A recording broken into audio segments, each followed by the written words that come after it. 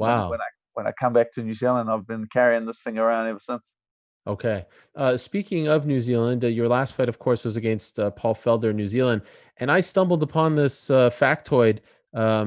Forgive me, I forget who tweeted it yesterday, but someone tweeted, I don't know if you saw this, that every person who has ever fought Paul Felder in their pro career has lost their next fight.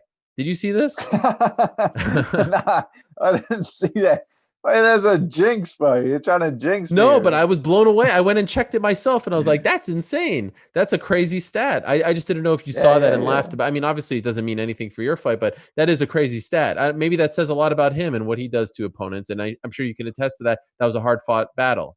Yeah, 100%. I can attest to that. The guy can take some shots. He's like best poker face, hands down, best poker face I've ever fought. Like most people, there's like something in the eye that'll go, or you can hear them sigh, or you can hear them breathe. By him through the whole 5 rounds, nothing. And I knew I was causing damage. Like that's something that I knew while the fight was going on, but he didn't show it once. And I'm one of the best at like picking that up and then starting to add some pressure. Like when I feel like someone's got hurt or they do one of those small cues, that's my time to go, and I pull the trigger. So he never showed me that, so I never knew exactly when I should start picking it up and taking more risks and pulling the trigger. But from the injuries at the hospital, like without a doubt, some damage was getting done. This was a fight that you wanted, the Poirier fight. Why him in particular? Like I want to fight for the title. I want to be the champion of the world. His last fight was for the title, and that's just the way it goes. If you beat the guy who challenged for the title, then it sets you up to fight yourself for the title. So, I know you've kind of weighed in on this already, but they've already committed to Gaethje and Khabib, right? Do you feel like you can be the next guy and just wait, or do you think? Because my theory is, and I want to get your take on this. I feel like the winner of this fight puts himself in line for one of three things. Number one, a Tony Ferguson fight. Number two, a potential Conor McGregor fight, or number three, the wild card, maybe a Nate Diaz fight. Am I on the right track here? Or am I totally off base? What do you think?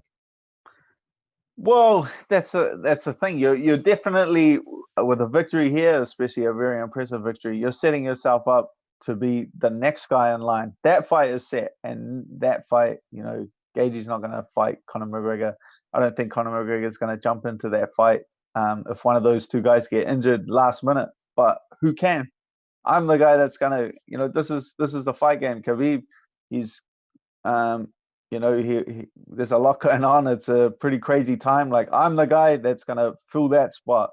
If the UFC want me to fight to solidify that against Tony Ferguson or Conor McGregor or someone like that, that's something that I'm happy to do. I like to stay active. I'm not a guy that likes to sit out and wait, but I definitely solidify myself as the next guy to do. I don't know why I would fight Nate Diaz. What?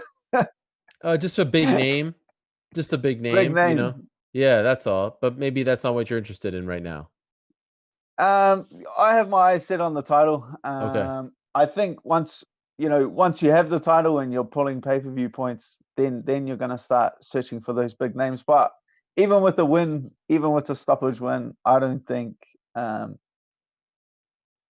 McGregor actively searches for this fight. I don't think it's a fight that makes much sense for him. He's in that position now where he gets pay-per-view points, so he's just trying to get the big name guys, the guys that can draw attention and draw eyes of the mainstream audience.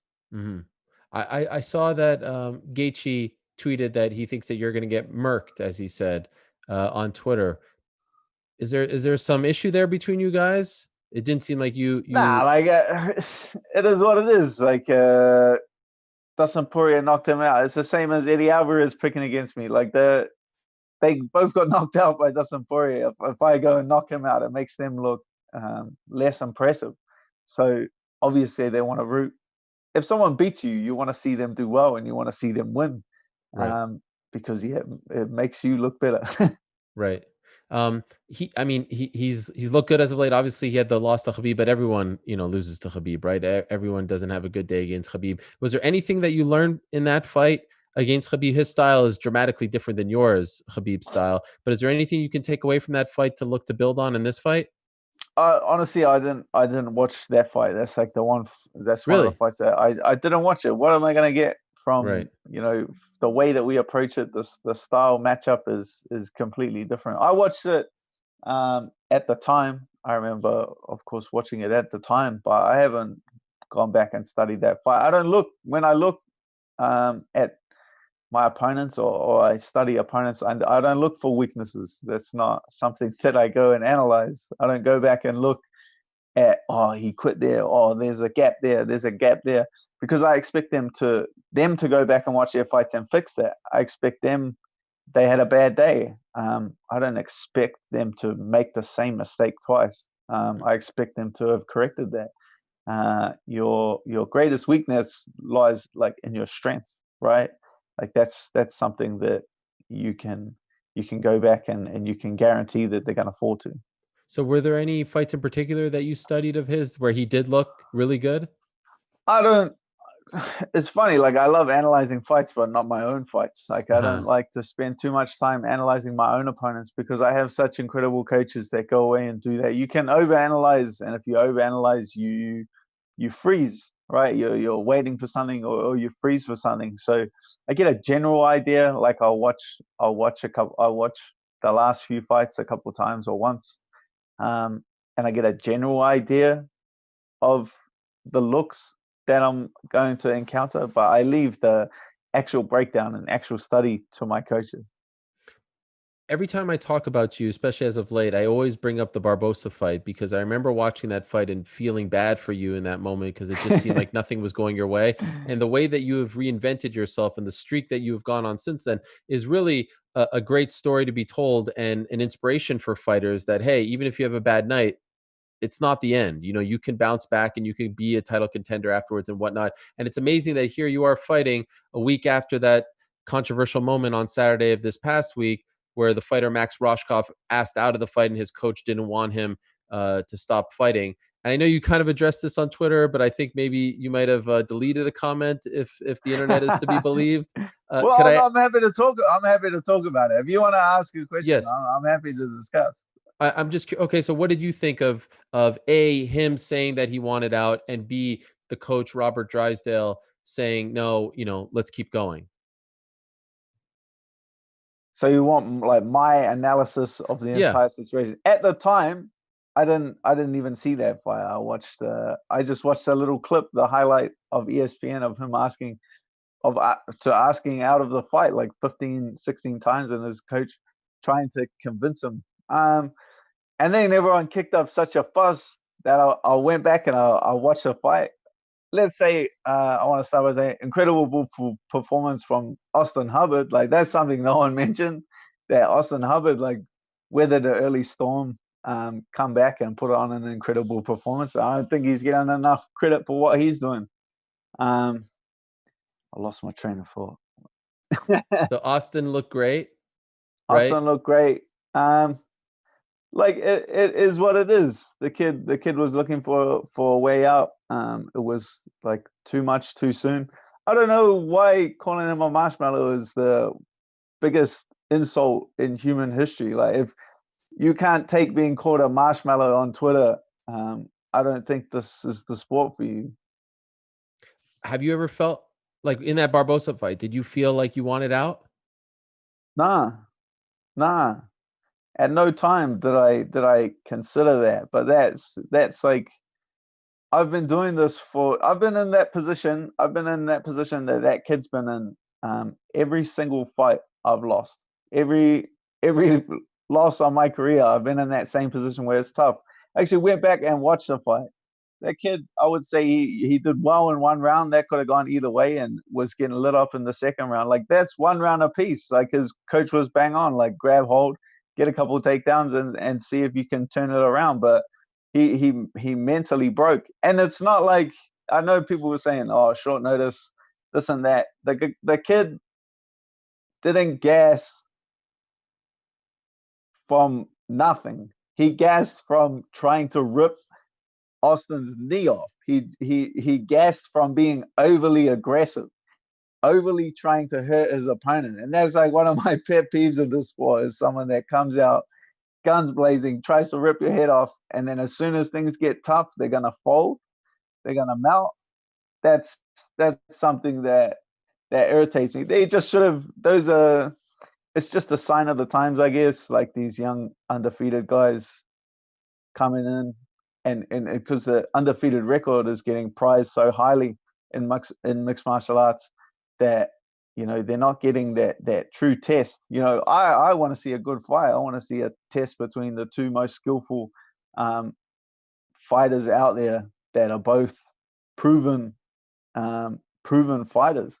This kid had never been tested, and at the first sign of trouble in his career, he folds. So How do you feel about the smaller cage? This is the 25-foot cage on Saturday that you'll be competing in, not the 30-foot. How do you feel about that? yeah, I'm not too fussed about that at all. I've fought in cages in New Zealand where I swear me and my opponent, the bell rung to start the fight.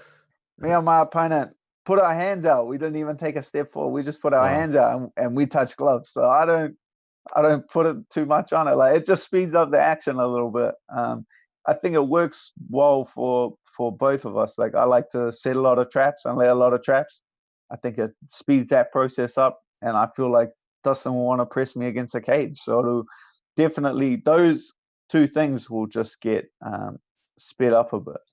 I don't know if you've seen, but Dustin, he was talking to MMA Junkie and was giving you a lot of props, saying that he didn't like the fact that people were overlooking you and not giving you the respect that you deserve. Did you see that from him?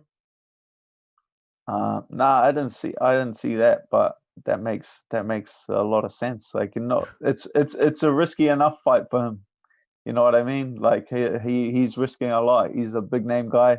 Um, I'm just coming into the top five and making my way up. So it's a huge risk for him. He doesn't want to add talking a bunch of shit Right.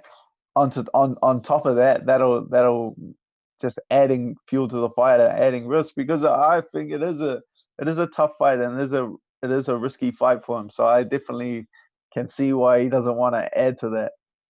Okay, so lay it out for us. How does it play out in your mind on Saturday, and then what happens afterwards? Uh, I go out there, get the job done. I feel like I can put Dustin away. Not any knock on his ability, but I feel like I can put him away. Yeah. I come back to my hotel. I pack my stuff. I get on a plane. I go sit in a hotel in the greatest country in the world. And then what? And then what? And then I'll wait for the UFC to call me. Now I'll be back. I'll be back in the gym, but I'm actively looking to compete. I'm actively looking to get back out there. You I'm not a guy that's gonna sit and wait. I'm not. If they were like, okay, if everyone says just sit and wait and you'll get a title shot after that fight, like I'm not. I'm not a guy that likes to wait. But it comes down to who else there is. Conor McGregor's saying he's retired. Tony Ferguson took a lot of damage in that fight and needs time. So it's all up in the air. we remember when you told Paul Felder when he was commentating one of your fights that you wanted him next. Do you already have what you're going to say afterwards planned, or not this time? Um, I'm in a funny position. There's a position that I've never been in my career when Mm. when it doesn't make sense for me to call anyone out. It makes I'm now in a position that will put me in a position where other guys will have to say my name, which is a incredibly different position that I've ever been in before. I've called names my entire career and moved my way further up the rankings, but now I'm in a position where, yeah, if Tony Ferguson or Conor McGregor want to fight, they're going to have to come out and ask me. It would be a well-deserved position, especially with a win over Dustin Poirier. That'd be 4 in a row for you. You've been on some kind of roll, my man. I appreciate you doing this after the long journey to Las Vegas. Can't wait for the fight. Best of luck to you on Saturday. Thank you so much. Thank you very much.